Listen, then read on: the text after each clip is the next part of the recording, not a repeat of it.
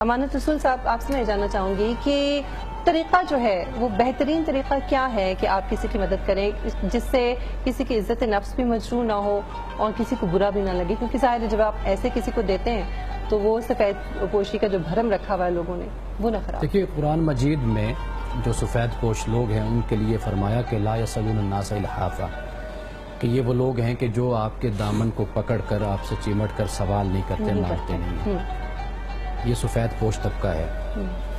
اب تو بدقسمتی سے یہ طبقہ زیادہ ہمارے ہاں پیدا ہو گیا ہے، یعنی اب یوں سمجھیے کہ اب ہم یہ تفریق نہیں کر سکتے کہ یہ مڈل کلاس ہے، اب وہ مڈل کلاس نہیں رہی، وہ پور کلاس ہو گئی ہے۔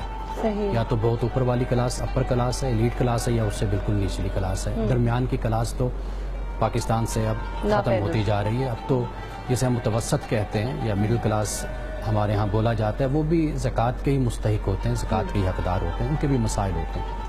اس لیے کہ جس کے پاس ایک گھر ہے اور جس کے پاس بے شک گاڑی ہے یا جس کے پاس موٹر بائک ہے، یہ وہ چیزیں ہیں کہ جو عام استعمال کی چیزیں ہیں، اور جو بنیادی اخراجات ہیں اس کو پورا کرنے کے لیے ان کے پاس کچھ نہیں ہوتا، تو ایک لحاظ سے وہ بھی خیرات کے، صدقات کے یا زکوٰۃ کے مستحق ٹھہرتے ہیں۔ ٹھیک ہے۔ دینے کا جو طریقہ ہے وہ یہ ہے کہ قرآن مجید نے اس چیز کو بیان کیا ہے کہ جو لوگ، شاید آپ نے آیت کا جو ترجمہ پیش کیا وہ یہی ہے کہ جو لوگ خرچ کرتے ہیں رات کو اور دن کو، اور چھپ کر یا ظاہراً اعلانیہ طور پر، تو اللہ پاک نے فرمایا کہ ان کے لیے کوئی خوف نہیں ہے اور نہ مستقبل میں ان کو کوئی حزن اور ملال ہوگا، کوئی دکھ ہوگا۔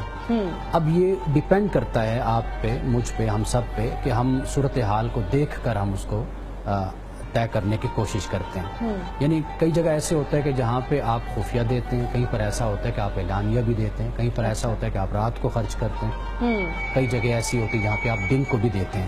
ٹھیک ہے۔ یہ حالات کا تعین جو ان سے ہے، یہ آپ نے، میں نے اپنے اس کے مطابق ہم نے کرنا ہے۔ اور اگر آپ نے ریاکاری کی غرض سے یا دکھاوے کے لیے کر دیا تو آپ کا وہ جو اجر ہے وہ ختم ہو گیا، آپ کی نیکی ضائع ہو گئی۔ دیکھیے ایسا ہے قرآن مجید نے بالکل واضح طور پر اس حوالے سے بیان کیا ہے کہ یا ایھا الذین آمنوا لا تبطلوا صدقاتکم بالمن والاذی، کہ تم اپنے صدقات کو احسان سے اور اذیت سے تم ضائع نہ کرو۔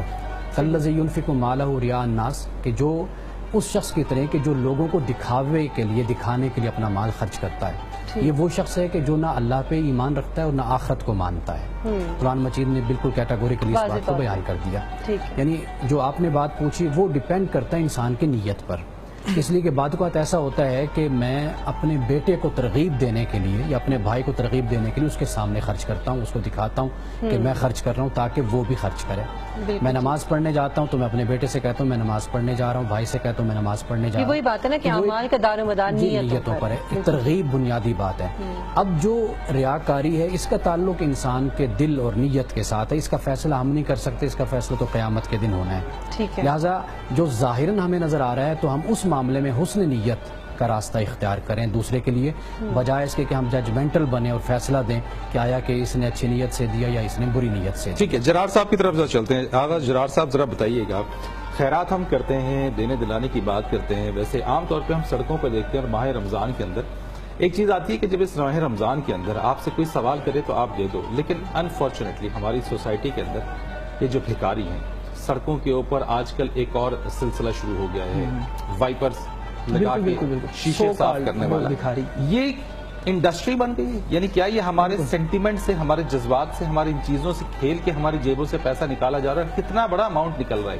یہ ایک بہت اچھا کوشچن ہے آپ کا۔ میں اس کو تھوڑا سا آپ کو پہلے، آج سے کچھ عرصہ پہلے ایک نجی ٹی وی چینل نے ایک رپورٹ چلائی تھی اس حوالے سے، اور جو کراچی جیسا ایک شہر ہے جس میں بنسبت پنجاب بہت کم جو ڈونیشن کی جاتی ہے، اس میں جو صرف گاڑیوں اسٹاپ کے اوپر جو گاڑیوں کے شیشے نیچے کر کے جو صرف پیسے دیتے ہیں وہ 8 ارب کے اماؤنٹ انہوں نے کاؤنٹ کیا۔ یہ سالانہ ہے؟ سالانہ 8 ارب کراچی سے، کراچی صرف 8 ارب روپے صرف سالانہ وہ جو ہیں گاڑیوں کے شیشے نیچے کر کے کراچی سے ایک سال کے اندر دیتے ہیں۔ یہ صرف کراچی شہر ہے؟ کراچی شہر ہے، اس میں باقی اور شہر شامل نہیں۔ اور اگر باقیوں کو میں اس میں شامل کرتا ہوں تو ایک اچھی خاصی تعداد نکلتی ہے پورے پاکستان کو اگر لے لیں، اور اس میں اگر ایک سال کے اندر سالانہ جو آپ کی اس میں سے اماؤنٹ نکلتی ہے، پیسے نکلتے ہیں، وہ 650 ارب روپے کی اماؤنٹ ہے۔ ہمارے پہلو جو پاکستان کے بارے میں ہے کہ سب سے زیادہ چیریٹی کرنے والے جو لوگ ہیں وہ پاکستان بالکل میں اس کے اوپر یہ بھی درست ہے؟ بالکل بالکل یہ درست ہے. اس حوالے سے ایک سرچ ہوئی تھی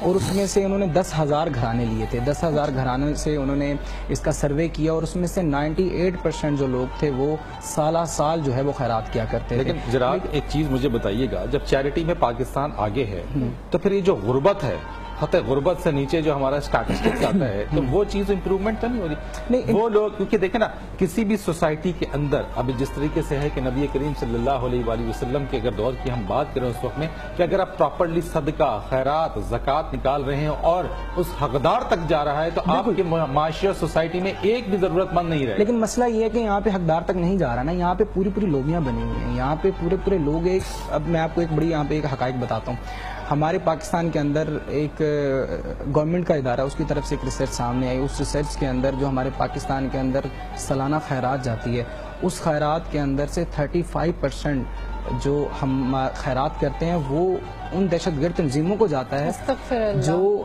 ملک کی کسی نہ کسی ساخت کو کسی نہ کسی طرح سے ڈیمیج کر رہے ہوتے ہیں. آپ کو 2016 کے اندر آپ کو یاد ہوگا اسٹیٹ بینک نے کچھ اکاؤنٹس جو ہیں وہ بلاک کیے تھے. میرے خیال سے وہ 2021 اکاؤنٹس تھے وہ بلاک کیے تھے. اس میں کافی سارے تقریباً 7,000 سم تھنگ کی جو فگر تھی جو پورے اکاؤنٹ جو اس میں آئے تھے، لیکن انہوں نے جو بلاک کیے تھے وہ 2021 تھے. وہ اکاؤنٹ کے جو مالکان تھے ان کا تعلق پاکستان کے اداروں کو نقصان پہنچانے میں ہی تھا. تنظیمیں تھی ایسی تھی جو پاکستان کی کسی نے ملوث تھی.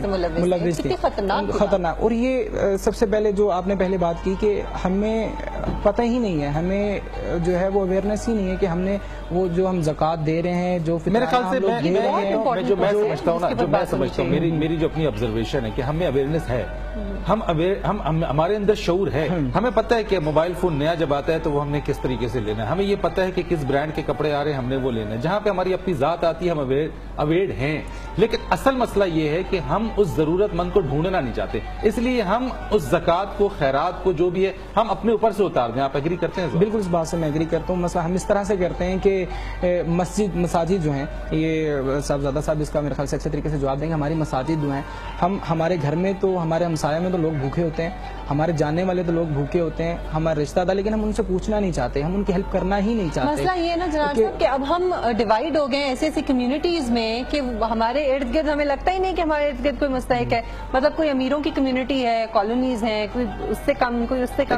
کمیونٹی سے زیادہ جو ہے نا، جو میں آپ کو بتا رہا ہوں، یہ کمیونٹی سے زیادہ جو ہے وہ ہم تلاش نہیں کرنا چاہتے. دیکھیں آپ اپنے لوگوں کو نکالیں اور آپ کہیں کہ جی کسی ضرورت مند تک پہنچا دو، تو وہ سب سے پہلے پتہ کیا کہے گا؟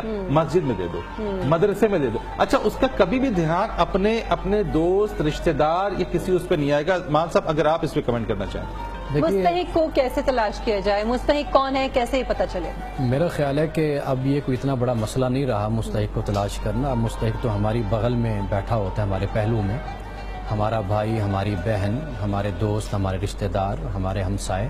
اب تو غربت آپ کو چلتی پھرتی نظر آتی ہے سوسائٹی میں، مفلسی آپ کو چلتی پھرتی سوسائٹی میں نظر آتی ہے. اب وہ ایک وقت تھا کہ جو آپ بات کہہ رہے ہیں نا کہ جی ڈھونڈو، تلاش کرو.